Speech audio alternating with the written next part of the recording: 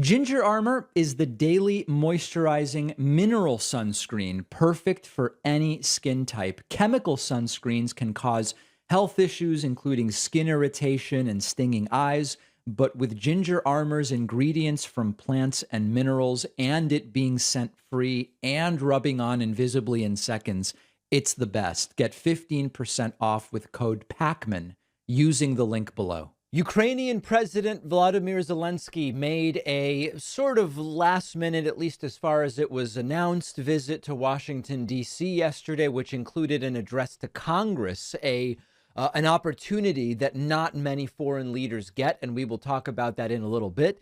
The speech that Zelenskyy delivered to Congress about the help that the U.S. has been providing to Ukraine in its defensive war due to the invasion of Ukraine by Russia and Vladimir Putin was a good speech. It was a powerful speech. And also the entire event had a pretty weird feeling to it. And I think I know what the weirdness was.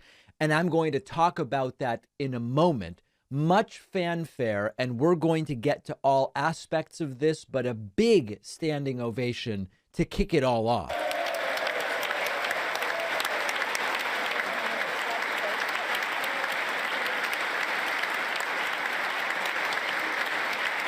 And what we're watching here, if you're watching today rather than listening, is Zelenskyy entering to much applause and a standing ovation and the greetings of so many different people. There's Senator Patrick Leahy, and you see Charles Schumer, the senator, and all sorts of different people. Zelenskyy wearing his typical green. I don't know that I want to editorialize the shade of green, but it is not the best shade. Not that we really care about that. It's just a weird color. And here he greets Vice President Kamala Harris and then the Speaker of the House, outgoing Speaker of the House, Nancy Pelosi, and he delivers a speech and many applause lines in the speech, including reminding the world and the United States that Ukraine is not out of this thing. Against all odds and doom and gloom scenarios, Ukraine didn't fall. Ukraine is alive and kicking.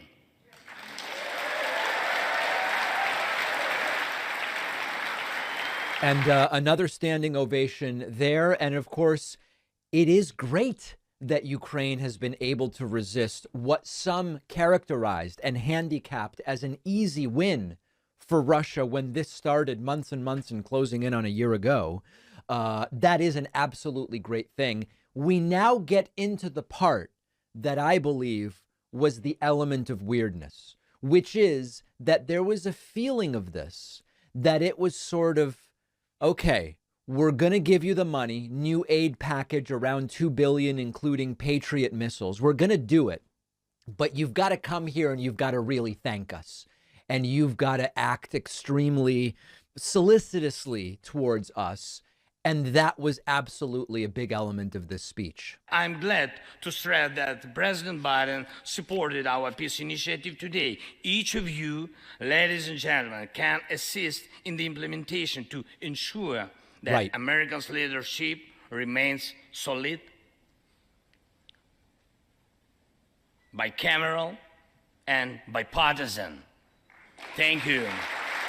And of course, it is not actually completely bipartisan. And that's part of what's interesting about this. There are Republicans who are sort of soft supporters of the U.S. helping Ukraine.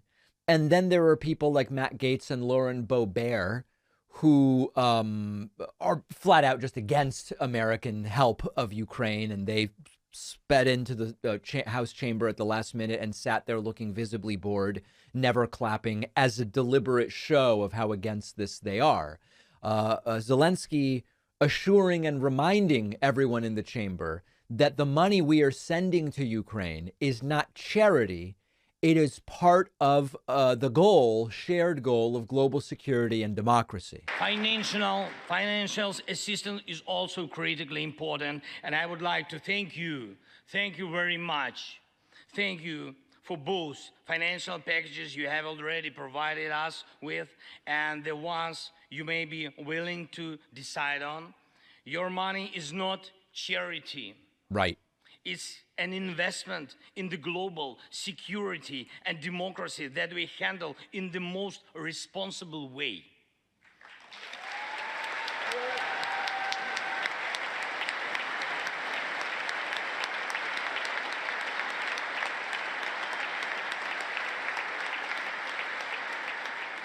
Financial. Okay.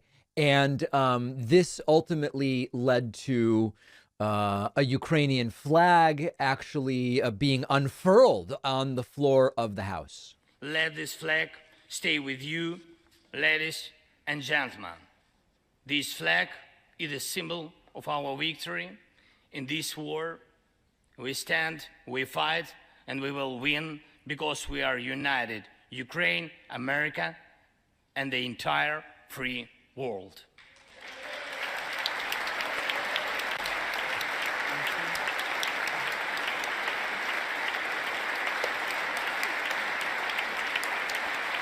Okay, so now what's happening is Zelenskyy is unfurling a Ukrainian flag, which is now being held up by Nancy Pelosi and Vice President Kamala Harris. And then similarly, you might see off to the right of the screen that there is an American flag in a triangle shape. And then that was handed to Zelenskyy, and off he went with his American flag. And now this is the end of the speech, and we see Zelenskyy leaving with his American flag that was handed to him. So listen, my feelings on this are very mixed. Of course, I support Ukraine. And of course, I believe that it is in the interests of the United States and our allies to beat back the invasion by Russia. Putin's a lunatic, authoritarian. I mean, listen, I've got a decade of commentary on this. There is absolutely no question there. This entire visit, extraordinarily heavy on the theatrics, which I feel repelled by the theatrics to a great degree, because it is such a stage-managed event. But public opinion, particularly global public opinion, depends on exactly that stage management. And so while I personally find it off-putting as someone who follows this stuff all the time, I have to be open to the idea that for people who are busy working in fields that are not political media, their opinion about what should happen may actually be shaped by events like this. And maybe they want to see Zelenskyy come and grovel a little bit. Maybe that's what they need in order to be okay with or to continue seeing support of Ukraine as a worthy cause. Now, the history of speeches like this to Congress during conflicts by world leaders of other countries, it's not the longest list in the world. And we know, of course, of Winston Churchill's address to Congress during World War II as the Prime Minister of the UK. We know about Lech Walesa's address to Congress during the Cold War as President of Poland. We know about Nelson Mandela's address to Congress during the apartheid era, Mandela, the first president of South Africa. And we have, I may be missing a couple, but we have Havel's address to Congress during the Velvet Revolution, the last and final president of Czechoslovakia. How does this compare? How does the situation in Ukraine compare not only on the facts, but in terms of its relation to the United States? I don't know that I have that answer, and it may require looking back from some future point to really fully understand that. But a powerful speech, heavy on theatrics, that I think was sort of determined to be necessary to continue justifying to some degree in the court of public opinion the support to Ukraine that the United States continues to give. Support which I widely am in favor of, while recognizing that those are dollars for what is, effectively speaking, a proxy war against Russia. Doesn't make it bad. In fact, it's the right side. This was a war of aggression by Russia, but much more complicated than any simple explanation.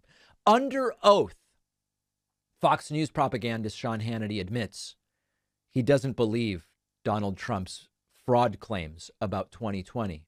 And yet He widely promoted them and hosted guests uncritically who also promoted those very same sorts of claims. A very interesting article from the New York Times. In testimony, Hannity and other Fox employees said they doubted Trump's fraud claims. Wednesday, lawyers for Dominion voting systems shared some of the strongest evidence yet that some Fox employees knew what they broadcast about the claims was false.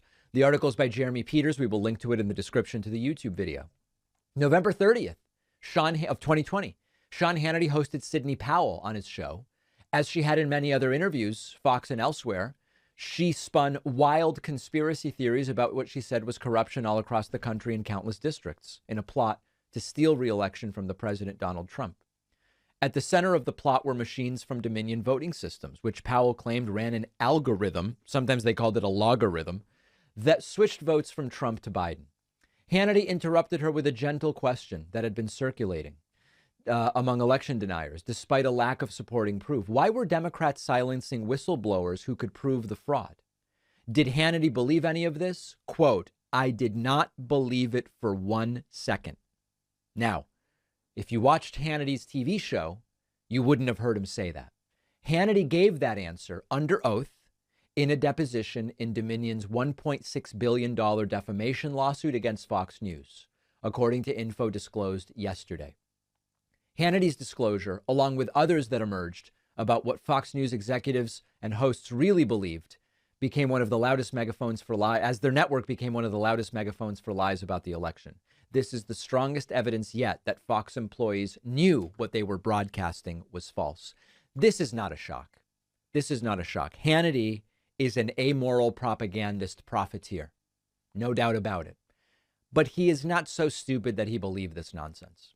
And in fact, the totality of the text messages that we now know Sean Hannity sent to people like Mark Meadows and others, and this deposition under oath, tells us they were knowingly spreading misinformation. It doesn't make it any better. Okay, if you thought Hannity was that stupid, he's not that stupid. But it tells us he knew he was spreading lies. It's almost an even worse case for them. They weren't just gullible idiots. They were knowingly spreading lies and disinformation. And of course, we know that when push comes to shove, they go for it's not news, it's entertainment. Tucker Carlson, Fox News lawyer said, Tucker Carlson is an entertainer, it's not news. The things he says are laced with hyperbole and exaggeration and titillating language. They're not to be believed literally. But in reality, it's not even really entertainment because it's not entertaining. It's sort of BS and lies. It's a BS factory that they pump out, not just for profit. Yes, profit is part of it, but it's also to maintain access to people in power. Hannity, we now know, had a relationship with Trump to the extent that Trump has friends. And for Trump, a friend means someone who's useful to me until they turn against me. Okay, fine. But that's the definition. Hannity would hang out with Trump. He would be on with Trump's plane and all this different stuff. It was to maintain access as much as it was for profitability. Now, in a well-functioning, educated democracy where people are educated in media literacy, etc., people like Hannity wouldn't have careers, not because they're kicked off of the air. I'm not suggesting anyone kicked them off the air, but I'm saying no one would watch it if we had an educated, informed democracy. Now, ultimately, I really don't care if they claim now to have privately doubted the things Trump was spreading. They publicly supported it, and they are part of why there was a public willing to go and do what they did on January 6th. Will there be any consequences for this? Probably not. Tomorrow, Friday, is the day. One-day membership special, last discount of the year, last opportunity to participate in the membership special for the year. Your first month payment is going to be donated and doubled. We are working with a charity who I will name tomorrow because they told us it's a problem for them if we name them in advance. We're entering into a marketing agreement and it can be a problem for them as a 501c3. But many of you I know which charity it is. One of the most effective ways to actually help people around the world is to give them cash. Something like 98% of donated funds get to people when you just send them cash and let them figure out what they need. So tomorrow, if you're on my mailing list, you're going to get an email and it's going to tell you how to sign up at a discount. your first month's payment, we're going to donate, and then we're going to double it up to the first $15,000. Really great opportunity to both get a membership, help us by getting access to the bonus show. Oh, the bonus show where you want to make money, but everybody else that makes money to fund themselves is bad. And we are helping other people. So get on my mailing list at davidpakman.com. Tomorrow morning, maybe late morning, maybe early afternoon, you'll get an email telling you how to avail yourself of this fantastic special. One of our sponsors today is Ginger Armor, the daily moisturizing mineral sunscreen that's good for you and the planet. I've talked before about why I only use mineral sunscreen instead of chemical sunscreen. I want a physical barrier rather than chemicals absorbed by the skin. Ginger Armor is an everyday sunscreen, moisturizer, lip balm combo that goes on lightweight, unseen, and unscented. Perfect for all skin types with powerful SPF 50 plus protection, rubs on invisibly in seconds, no smell, feels good after shaving to stay moisturized all day, and the super portable design is really good on the go, and it's made with 21 simple, earth-friendly ingredients from plants and minerals, unlike the chemical sunscreens which can irritate skin, worsen certain conditions, sting eyes. Ginger Armor is my go-to for daily skin protection and moisturizing, even in winter. I know you'll love it too. It's also more affordable than other mineral sunscreens, and it is a small business supporting the David Pakman Show. Go to gingerarmor.com and use code PAKMAN for 15% off. The link is below. Well, it begins. Donald Trump paid zero in taxes in 2020. Claimed a $5 million refund, and the big picture of Trump's taxes that has come out based on a report we have. We don't yet have the tax returns, but we have a report about the tax returns from the House Ways and Means Committee, is just about everything that we suspected, and we're going to talk about it. So let's start with the big picture data. Let's look at Trump's income, taxable income, and taxes paid over the last 6 years. In 2015, Trump reported an income loss of nearly $32 million, had zero taxable income, and paid $640,000 in taxes. In 2016, Trump says he lost $31 million, had zero taxable income, and paid $750, not $750,000, $750 in taxes. 2017, Trump claimed negative income of $13 million, paid $750 in taxes. In 2018, Trump claimed a taxable income of $23 million and paid about $1 million in taxes on that. 2019, Trump claimed about $3 million in taxable income and paid a little over $100K in taxes. And then in 2020, Trump reported a loss of nearly $5 million and paid 0.0 in federal taxes, claiming a refund of $5.47 million.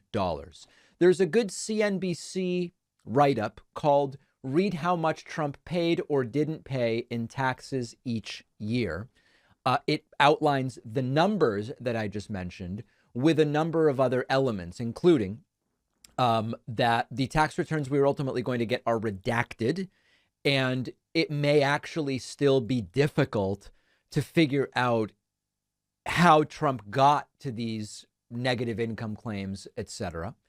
The most important thing that I think is worth mentioning here is that most of this stuff is almost certainly legal. And what we're really getting to here is the failure of the IRS, despite all these claims that the IRS is predatory and they've got all these armed people, which they really did. They have very few armed people, and it's not a big deal that some of the people are armed. Despite all the claims about the IRS really has failed us, not even auditing Trump in his required automatic audit that presidents get, until they caught wind that Richard Neal in the House Ways and Means Committee was trying to obtain these tax returns. Then they said, oh, we'd better do that audit on Trump, which we were supposed to have done already for several years. So a few different aspects to this. Is it possible that Trump's taxes will expose crimes? Absolutely. They look like they would be along the fraud lines, stating different asset values for the same assets, depending on whether he's trying to avoid property taxes or personal taxes versus get a loan using those assets as collateral. We already suspect, and in fact, we know based on what happened, the ruling with Trump's business, 17 guilty counts, I guess it was 2 weeks ago. We already know that that was done at the business level, almost certainly being done at the personal level. The taxes will help to build that case. Are there potential national security issues as a result of some of the people Trump is in league with? Absolutely. The tax returns could very well expose that. But what's really important to understand is that Trump's not the only rich guy using the tax code in this way and, widely speaking, avoiding IRS scrutiny that would be appropriate for the relaxed application of the tax law that Trump and people like him use. So this is a story about Trump, but it's also a story about the tax code and a story about the IRS. Now, one question that you may have is, how do you go negative close to $100 million over 5 years in income and yet still live the lifestyle that Trump lives, with day-to-day expenses being so lavish and expensive, the private plane, all these different things? If you lose 30 million in a year, how do you also have a private plane and all this stuff? The answer is that you are asset rich. You are asset rich, and you can also, we don't fully know because we don't have the full tax returns yet, but you can borrow against the assets to have money with which to live that lavish lifestyle. And again, it is not unique to Trump. If anything good will come of this, it's that the Trump tax returns will expose the mechanisms that many rich people use in order to live lavish lifestyles but pay almost no taxes, or in some cases, no taxes at all. You tell lenders that your assets are appreciating dramatically, and then they'll give you girthy, huge loans against those assets, which you can then use to live your lavish lifestyle. You tell the IRS, these very same assets are worth nothing. I lost money on these assets. Let me take a loss on them. Give me a tax refund. That's very generally speaking the name of the game. Then you live off of the loans. You use the lies to the IRS to claim a negative income while you're actually making millions, and then you get a tax refund as well. Now, if Donald Trump is actually as rich as he claims to be, these tax returns don't really make it look like Trump is super rich. If Trump is really as rich as he claims to be, there's almost certainly criminal level of fraud and avoidance that's going on here. The other possibility is Trump isn't actually nearly as rich as he claims to be. And we may or may not find that out. The reason Trump clearly fought so hard to keep his financial records from becoming public is because he seems to be the fraud. He seems to be not quite or nearly as rich as he claims to be, doing really sketchy stuff with asset values. We've given you the full list before, but the really important takeaway is it's not just Trump doing this stuff. And there's a question as to whether it's the tax code or the enforcement that's the problem. And I want to talk about the IRS component next. One of the major revelations of the Trump tax returns has nothing to do with Donald Trump. It actually has to do with the IRS. And there's a really good article in the Daily Beast by Sean Wu called "We Haven't Seen Trump's Taxes Yet, but it's clear the IRS failed America." The IRS is required to conduct audits of the president and vice president while they're in office, but Trump apparently got a pass. We'll link to this article in the description for the YouTube video that we're going to put up. But let's talk about the big picture here. The IRS didn't even audit the president, who's supposed to be audited as a matter of automatic principle. It's supposed to be mandatory audit of the president. And as you zoom out, you find yet another one of these projection, hypocrisy, logic pretzels that the right often gets itself into. They complain about the IRS. The IRS is too big, and the IRS is cracking down too much on the wealthy, and the IRS is politically biased and going after the conservatives, even though we know that that's actually, that was an Obama era pseudo scandal, which has been completely debunked. And they say we're for law and order. And yet what we see is they never want to fully fund the IRS. And they seem perfectly happy, or at least indifferent to the fact that the IRS isn't even really doing the minimum. It's almost like they don't really want rich people, and in particular rich conservatives, to have to follow the rules. Predating this specific incident, think back. The IRS has a history of discrimination and unequal enforcement, especially against marginalized communities and small business owners. We could also look at the ongoing issues with the IRS's outdated and error-prone systems, which for average taxpayers just make it really difficult to get your taxes done. People often end up going to paid services, even though there are often free services available depending on your income. The confusion and the frustration that the IRS continues to put taxpayers through, average taxpayers, combined with the tax software lobby, which is very strong, create a situation where for many of the average taxpayers with average incomes, it's both more expensive and more complicated and frustrating and convoluted to file their taxes than it has to be. While meanwhile, the very rich and the privileged take advantage of all sorts of different mechanisms to often end up paying a dramatically lower effective tax rate than people with significantly lower incomes. That's a failure of the IRS and of the elected officials that dictate tax policy and manage the IRS. And then when you think about what has this really done, the IRS has played a major role in enabling corruption and abuses of power by the wealthy and powerful by turning a blind eye to what is, and again, tax avoidance and evasion. I believe avoidance is legal, whereas evasion is not. There's a gray area there in terms of the spirit of a lot of these laws, if not the letter. By turning a blind eye to it and failing to even adequately audit and investigate high-income people and corporations, they are allowing the wealthy to buy their way out of paying their fair share above and beyond what the tax code is even trying to achieve. So this is the type of stuff that erodes trust and faith in government. And meanwhile, they want to tell you, oh, Biden wants to double the size of the IRS and arm everyone, when the truth is that there's 55,000 IRS people expected to retire over the next 10 years. 55,000 of the new hires are just to replace people that are retiring. That just gets us to where we are now. In terms of their arming the IRS has a small law enforcement division. So does Amtrak. So does the MTA in New York City. It's not really a big deal. It's not actually an authoritarian police state crackdown. They want to focus on that, when the truth is the IRS is dramatically undersized and underpowered. And that's really what we're learning from the Trump tax return story. An insanely sweaty Donald Trump has delivered a visibly confused statement on immigration. I guess this is his campaign, for a guy who said Biden's a loser for running a campaign from his basement, even though Trump lost to the guy running a campaign from his basement. Trump now, I guess this is his campaign, filming in a very hot room where he's sweating and talking about issues he doesn't understand. Here is Trump's latest statement put out yesterday about immigration. Far more illegal immigrants. Oh, and that volume is out humiliatingly low. Here we go. Let's start it over. Far more illegal immigrants have entered the United States in the last 2 years than at any time in American history, and by a massive margin. Now, if that is true, what Trump is talking about is we've caught more people.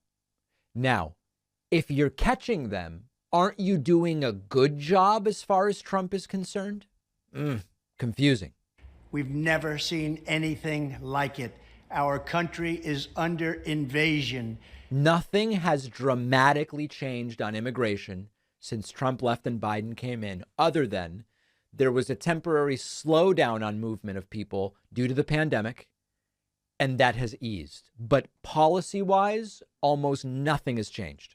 Days ago, 16,000 illegal aliens were encountered crossing the border in a single 48-hour period. Now understand, by the way, the jump cuts, because Trump can't string together more than a sentence at a time, are bizarre. Remember, what Trump means by encountered is apprehended. Apprehended. That sounds like the Border Patrol under Biden is doing a pretty good job by Trump's own standards. A colossal migrant caravan recently poured across the Rio Grande and into the streets of El Paso, Texas, and the people and the police didn't know what to do about it. It is truly a massive invasion. Any form of amnesty now would be a catastrophe. It rewards Joe Biden's lawlessness, and it rewards the criminal cartels, and it rewards everyone who has broken the laws of our nation. And again, the first priority on amnesty is people who have not broken the law, kids, individuals who were brought here when they were legally minors. We're talking about DACA. It's low-hanging fruit. We should deal with it. We could deal with it. They don't want to do it. Because they've never done anything to our country like they're doing right now. Our country is being poisoned. Remember, our border is not open because of... By the way, dehumanizing language. People are poisoning the country. They are so filthy that it's a poison. Insufficient resources or legal authorities. Our border is open because Joe Biden has ordered it to be open. Understand that there is no such policy that Biden has enacted. Because Biden has broken the law and torn it into shreds. He has shredded our system, and he's destroying our country. Biden inherited a flawless deportation system that was working like never before. In our history, we never did so well on the border as we were doing just a short time ago. Now, understand that the deportation system Trump's talking about is the use of Title 42 to more quickly deport people. That is on the basis of COVID being a global emergency. Trump wants you to believe COVID wasn't really a big deal, and all these red state governors were right to do nothing about it. But it was also such a big deal that you needed an expedited removal process for migrants. Wait, how can both be true? Was COVID an emergency or was it not? Trump administration. Giving Biden more resources will simply translate to even more releases, because that's really what they have in mind. All right. So none of this is true. And again, for a guy who ridiculed Biden for campaigning from his basement, Trump's campaign in the 5 to 6 weeks since he announced has been to sit in a hot room and record sweaty videos. It doesn't sound particularly good. And by the way, Biden's polling was much better than Trump seems to be right now. We'll have this clip on our Instagram, which you can find at David Pakman Show. Wild and wacky stuff. Don't forget that the best way to support the David Pakman Show is by becoming a member, which gives you access to the daily bonus show, the regular show with no commercials. You also get access to our entire archive of every episode dating back a really long time, and plenty of other awesome membership perks. Go to joinpakman.com, joinpakman.com. Today, we're going to be speaking with Gerrit Bruhaug, who's a PhD candidate at the University of Rochester, working at the Laboratory of Laser Energetics, the largest university laser lab and one of the only places in the world that can do laser-driven fusion experiments. Gerrit, really great having you on today. I appreciate it. Yeah, happy to come on, David. So I want to talk about this recent breakthrough that's made a lot of news in the field of fusion energy. Before we even get to that, let's maybe develop an understanding of what we mean when we say fusion energy. I think for a lot of people, it's sort of straightforward to understand. Okay, you can take something like coal and you burn it, and then you can use that heat to do different things. I think many people can understand that, or you burn gasoline in your car. When we're talking about fusion energy, what exactly is it? What are we talking about? What's the mechanism? Yeah, so fusion is one of the two primary forms of nuclear energy that we can acquire. Right now, what we do all over the world, in fact, what's keeping my lights on right now is fission, where we split very heavy things like uranium and utilize the heat to boil water, turn a turbine, and make power to power our homes. Fusion is what powers the sun. It's also what powers our largest thermonuclear weapons. It's where we take very small atoms like helium and force them together. That generates an enormous amount of energy. And we have never been able to do a controlled, sustained fusion chain reaction on Earth without a thermonuclear weapon until last week or 2 weeks ago. So fusion is the coming together of atoms in order to produce, is it accurate to say to produce heat? It produces several forms of energy, but everything will eventually just get converted to heat to boil water or heat up gases or something like that. It's kind of the old adage that no matter what humanity does, we eventually boil water. Right. Okay. So, in other words, fission is the separation of atoms, whereas fusion is the combination. That's sort of the fundamental difference we're talking about. Yes. So, the breakthrough, which you alluded to at Lawrence Livermore National Lab in California, it's being described as a huge advancement towards nuclear fusion. What exactly is it that happened? Yeah, so it is a really big scientific achievement. It's a huge advancement. It's been the goal essentially ever since we discovered fusion to get a fusion chain reaction in the laboratory. So humanity has generated fusion chain reactions. We did it first in the 1950s with the Ivy Mike thermonuclear weapon, and now it's some of our scariest weapons. But that is not useful. That is just a capability we have. We want fusion on a small scale, controllable, so that we can make clean sources of power. And that has been very, very challenging to do. And what Lawrence Livermore National Labs did was they generated a self-sustained fusion chain reaction in the lab. No nuclear bombs, no gigantic destruction. Everything was controlled and done and is repeatable.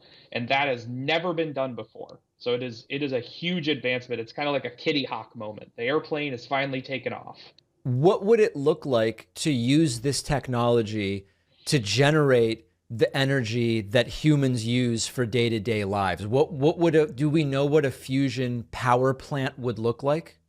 Yeah, there's a lot of different designs using lots of different technologies. There's a huge plethora of ideas for how to use fusion once you can get ignition, which is what Livermore did. Um, for your average person, it's going to look just like a fission power plant. It'll be just a big chunk of concrete that will make an enormous amount of power for the amount of land it takes up. There will be no CO2, and you might see some clouds coming out from the cooling water, and that would be about it. So with our traditional, is it fair to say that our traditional nuclear power plants, these are what we would call fission nuclear power plants? Yes, that's accurate. they split atoms, and thus they do fission. At those plants, one of the concerns that exists is what do you do with the spent fuel and how long it lasts, et cetera. Now, I've said before, I think that those who are basing their opinion on nuclear fission based on 40-year-old plants are probably not accurately assessing them based on what modern plants would look like. But putting that issue aside for a second, you still have this issue of the spent fuel. In a fusion plant, what are the source materials and what's left over after the fact? So the source material is some special forms of hydrogen, but it's something that's in the glass of water I'm drinking from right now called deuterium. So that's heavy hydrogen. It's very common. It's not a big deal. It's used in all sorts of applications, primarily nuclear, but even in medical tracers. And we have effectively an infinite supply of it. It would, the sun will be long burnt out before we ever burn through the deuterium supply. The type of fusion that Lawrence Livermore did, which is the quote unquote easiest, fusion is still very, very hard, is called deuterium tritium. So the other input is a special type of radioactive hydrogen called tritium. We have to breed that via lithium. So from the perspective of an outside observer, ignoring all the science, the plant will eat deuterium, which we just get from water, and a small amount of lithium. Now we get concerns about lithium supplies because of electric cars and things like that. We're talking like 100 kilos of lithium a year for a power plant that could power a major city. It's not a major concern. It's just like with fission, where the total amount of material going in and out is just minuscule. There is no direct nuclear waste. There's no spent fuel from fusion. It just makes helium. But it also makes an absurd number of neutrons, which is a type of radiation, and it will make the inside of the reactor radioactive. There's no way to get around radioactive waste anytime we do any kind of nuclear activities, including medicine. Every hospital generates a large flux of radioactive waste, but it's a benefit. It's cancer treatment and therapies and all this good stuff. And we know how to handle the waste from these sorts of systems. Fusion would not generate the very long-lived spent fuel. As you pointed out, we can handle the spent fuel from fission, but ignoring that, fusion won't generate it. We're talking things more like 100 years of radioactive lifetime, and there's ideas for how to even shorten that. So that is one of the big advantages that people point to with fusion. What are the risks of this technology applied as a power plant, for example, to power a city, as you mentioned? What can go wrong, and if something goes wrong, what happens? In some sort of kind of absurd worst case scenario, you could have radioactive material released to the environment. It would be small. The impact would be very low. The general issues would be things to people at the plant, very similar to what's happened with fission failures.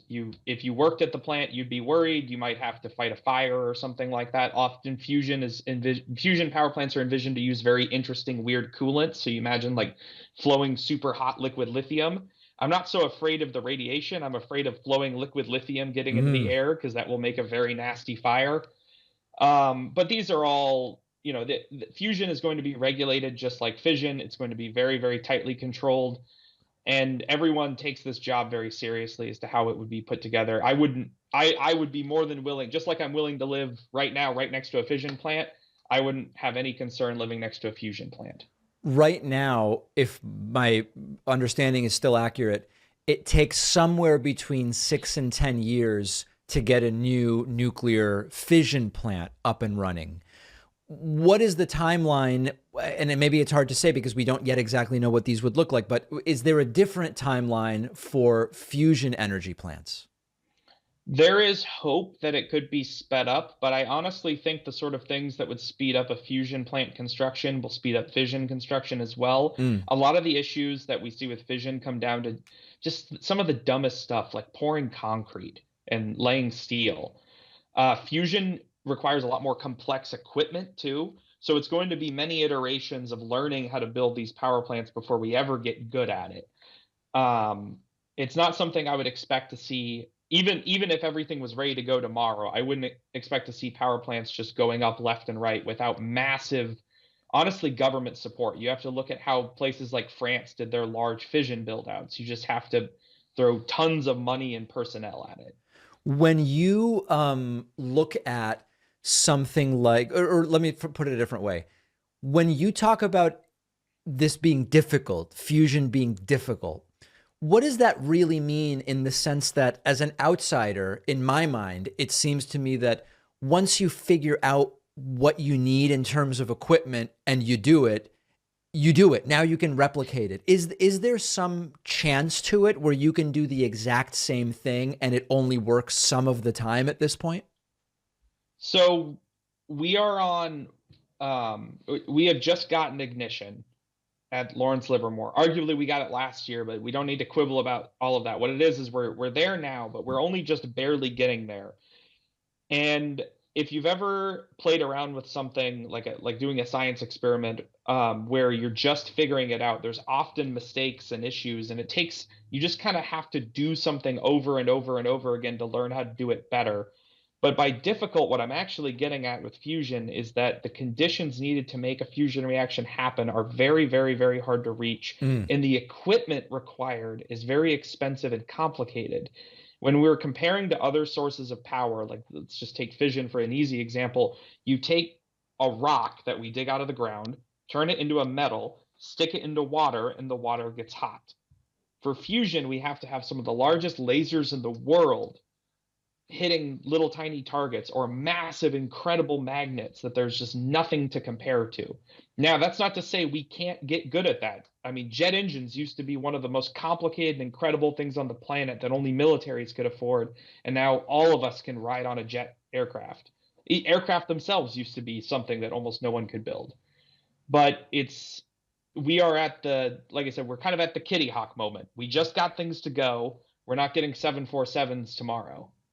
But that's not to say they won't happen. If we zoom out a little bit, the feeling seems to be growing that in even as little as 50 years, we're going to look at the status quo of cars driving around burning gasoline, pulling oil out of the ground, burning coal. This is going to seem crazy, for lack of a better term, right? I mean, it seems as though what the forms of energy we're using now are going to seem almost primitive compared to what is apparently on the horizon. Is that the right assessment?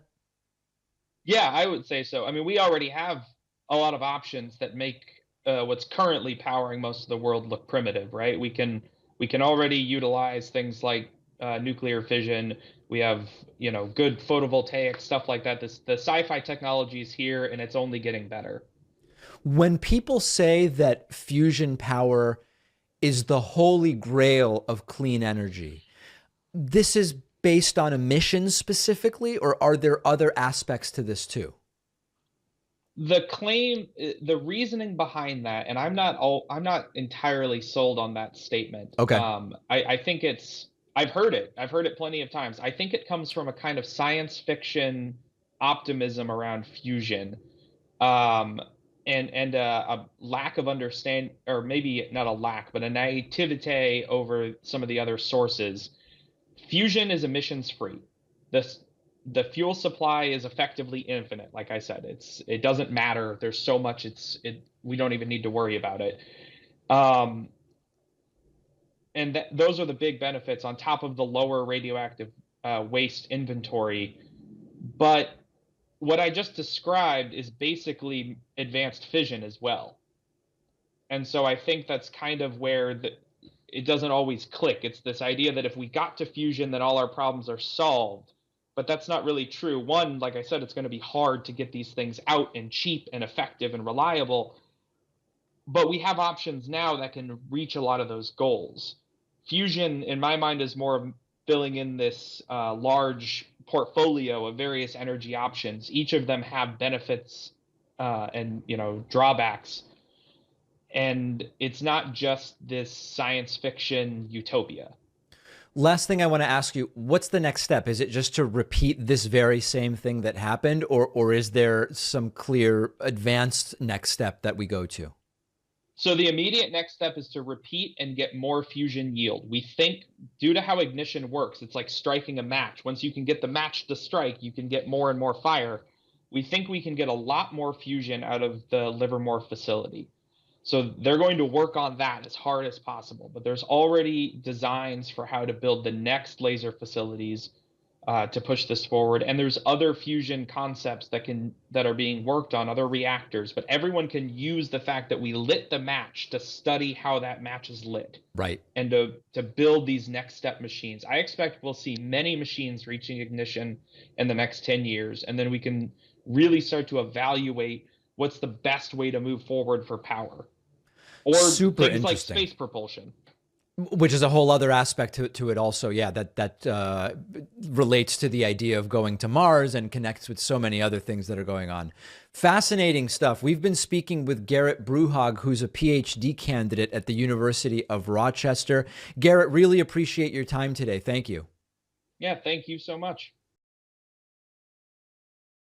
If you value what we do at the David Pakman Show, remember to support us on Patreon. Go to patreon.com/David Pakman Show, where you can get access to behind the scenes videos, the daily bonus show, the commercial-free daily show, as well as special discounts on merch, including hats, hoodies, mugs, and t-shirts. You can support the show for as little as $2 a month. Check it out at patreon.com/David Pakman Show. All right, I think you're going to like this. Did Kari Lake hire the worst lawyers in the world for this completely bogus attempt to steal the Arizona gubernatorial election, which she, of course, lost? Before I show you the lawyers, remember what Kari Lake said yesterday. We looked at this clip yesterday where she was talking about hiring lawyers. Are true patriots. We had attorneys who did walk away because the left is threatening them with their ability to make a living and practice law. And some of our attorneys said, look, I got mouths to feed. I can't do this case. I don't want to be sanctioned. So I really love, I got to a point where I said, I'll take anybody. We'll take Better Call Saul to come on in here. Yeah, she'll quite literally allow any lawyer to represent her. So let's get to the chaos. Significant difficulties yesterday for Kari Lake's legal team. They had an issue with their witness list, and then they forgot, they removed a witness, and then they try to call that witness, and the judge is like, you told us you weren't calling this person. Look at the level of confusion among these lawyers. Not exactly legal geniuses. What happened? What? He's saying that he's not on the list.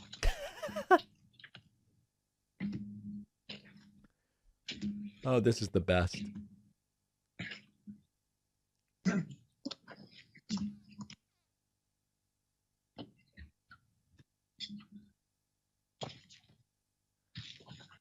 So they're shuffling through their paperwork now.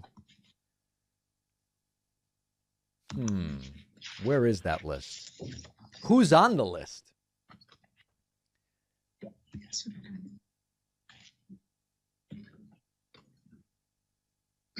They're saying he's not on the list. The list I'm looking at, Your Honor, does show Aaron Smith designated as a witness. If Your Honor wants to give me a few minutes, I can go through my emails and looking at what the court was given, and I don't know that we provided that list, Your Honor. I mean, I think you followed it. We also, I think there was an email communication from plaintiff's counsel. Yeah, not exactly Clarence Darrow, as you can imagine. Continued problems then, where they now, it's so bad. Look at this. that she works with Betty in getting records from Maricopa County in response to FOIA requests, Your Honor. and you've also told me that this was disclosed previously. Yes? I am, Your Honor, yes. When was it disclosed to? Oh, I'm sorry, Your Honor. This last week has been like 4 months. And if you want, Your Honor, it's going to take me a good 45 minutes to look for our disclosures. Stop 1 second. You're an officer of the court. I'm just asking for your word. If you tell me it was within I'm telling you it was disclosed, Your Honor. You're telling me within the last week? Yes, Your Honor. Close to this morning, something like that. Your Honor, that I have created on 2 separate occasions at their request that I give them access to all of our records via a link so they can go online and download them. And I can show this court that I provided them at least 2 links to do so. Wait a minute.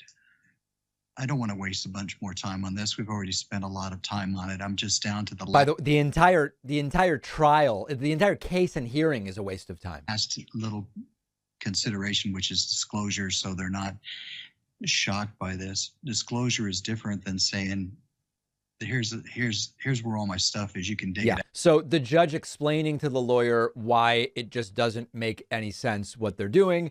Then they get into an argument about like an exhibit number. 75, Your Honor. It's yours. Your 75 RR1. No, there's only one number. It's the court's number that we're referring to. Not mine, yours, his. It's 75, and 75 is admitted. Understood, Your Honor. I say R1 for their bet. Got it. Very good. 75, Your Honor. Yeah. So these are the people that apparently are going to get the Arizona gubernatorial election overturned. So Kari Lake's choice of lawyers, not particularly good. Let's briefly talk about her choice of experts. I'm going to play for you a brief sample of testimony from Kari Lake's supposed expert. And this was a guy who was going to help overturn the election or something. And we already looked at how her lawyers don't seem super competent. And then now here is an expert, and it all goes bad very, very quickly. Goes into door number 3, goes down to McTech. The much more sensitive tabulators, according to you, it would not count it. It would then go to duplication. It would be duplicated. Then it would be tabulated.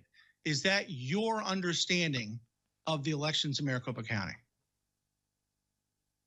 Your technical description is not possible. I apologize. I wasn't attempting to give a technical description. I was just saying what happens based on your testimony. So you're saying in that scenario, that voter who wanted to vote for Kari Lake would never have that vote tabulated. Is that your testimony? My testimony is that a shrink to fit setting would rely at the application level, which would reside on the EMS, which Mr. Gerrit just testified sends the print job to the printer. Therefore, aren't you guys understanding this? It can't be accidental, as all the employees that man the EMS are trained. Whether it's accidental or inadvertent. I gave the 2 options, sir. Please allow me to ask the question. I'll allow you to answer.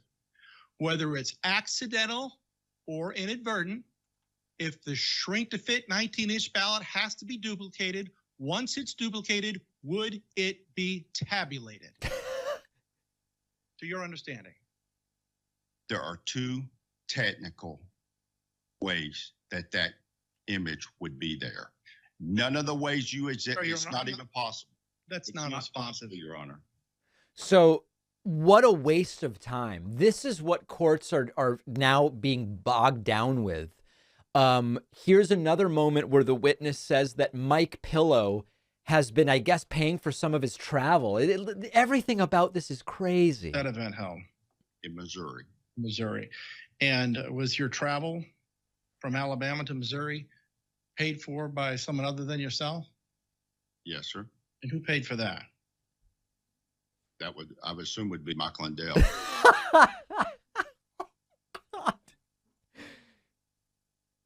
All their travel was arranged. He asked me to speak at the event, and I spoke. Yeah. So the expert is funded by Pillow and speaking at Mike Pillow events. Disastrous experts, disastrous lawyers.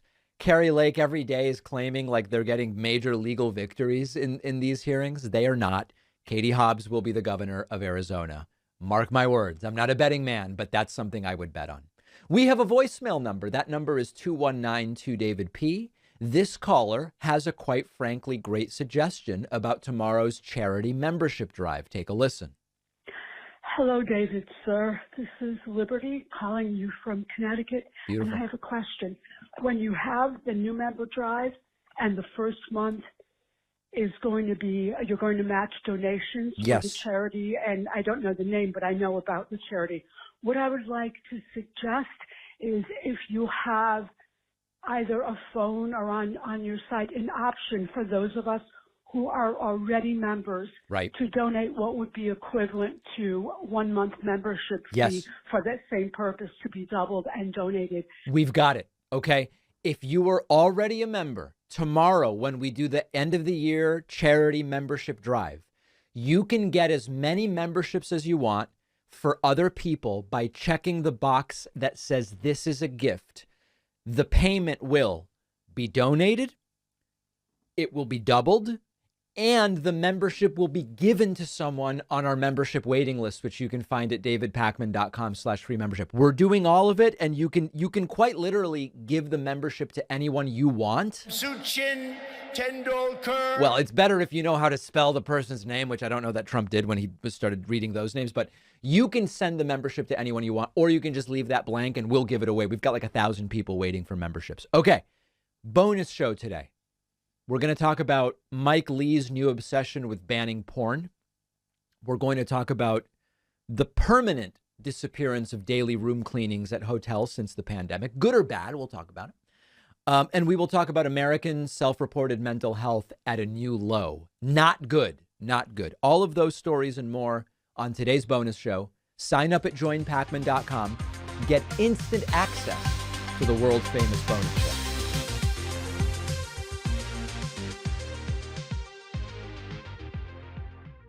Thanks a lot for watching today's show. I just want to take a second to tell you about today's sponsors. Ginger Armor is the daily moisturizing mineral sunscreen, perfect for any skin type. Chemical sunscreens can cause health issues, including skin irritation and stinging eyes. But with Ginger Armor's ingredients from plants and minerals, and it being scent free and rubbing on invisibly in seconds, it's the best. Get 15% off with code PAKMAN using the link below.